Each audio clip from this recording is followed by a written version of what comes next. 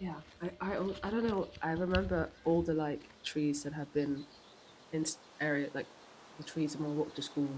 I remember those. You know, I would always notice them and like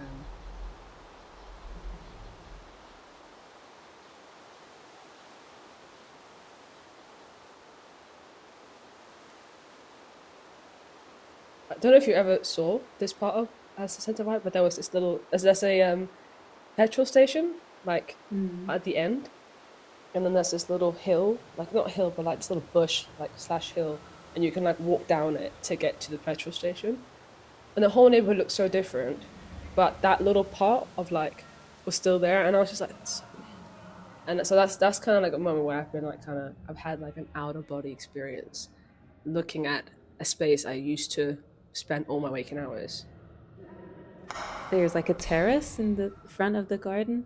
There's a beautiful tree with these really nice white blossoms in the spring, and then it becomes these small paradise apples, they're called, and birds I love them. feel So like it's like a all these tree that attracts a communities lot feel of really birds, and lost it's to just me.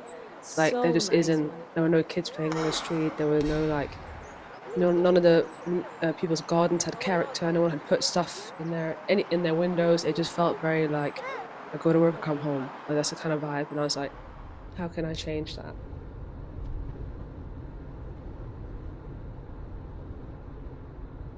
Now it's just a stump. And it looks so sad. And for him, it's like, oh, it will is overshadowing. Now And the sun is yeah, coming I want to in. hear more about what it's like to be the first immigrant family in a space actually, because we were not the first. We were Yeah. like we were like the majority really in Beachtown. There was like one or two or three white families. Um, so what was it like to have the exact opposite experience? Yeah. I think I think for my parents it was a very conscious decision actually, Mhm. which I think for them coming My to world Denmark was there very was small. some Like my Danish idea that world they was very really small. wanted us to feel like we fit in, and uh I think the way it affected us was more in all the unseen things, like this kind of pressure of conformity of like our garden needs to look like the other neighbor's garden. Mhm.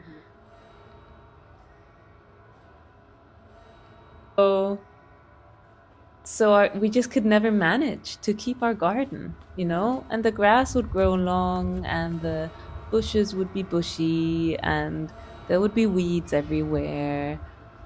And I loved it, but obviously it didn't look like the other gardens. Yeah. And I just that's what I think happens. Mhm. Like that's the external face of like the fight like you're making inside yourself Yeah. of just like trying to. And then what's sad about it is that this need to control So, just means that it actually I had one kills all idea. the I'm life gonna that's like there.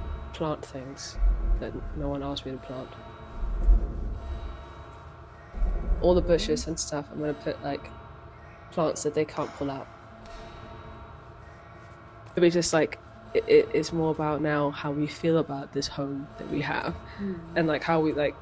I had a great childhood in Denmark, and it sounds like you did as well. Like,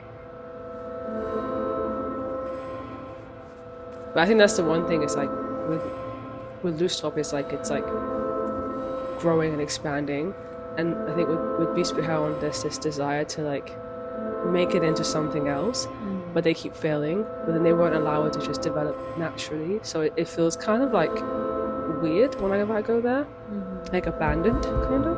I don't know if you've walked through there. So I loved it growing up here, but then I think again, if I had been a teenager here, I would have been a very different person.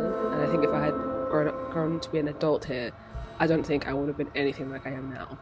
And like that's quite interesting. I think like how drastically this environment can like shape you.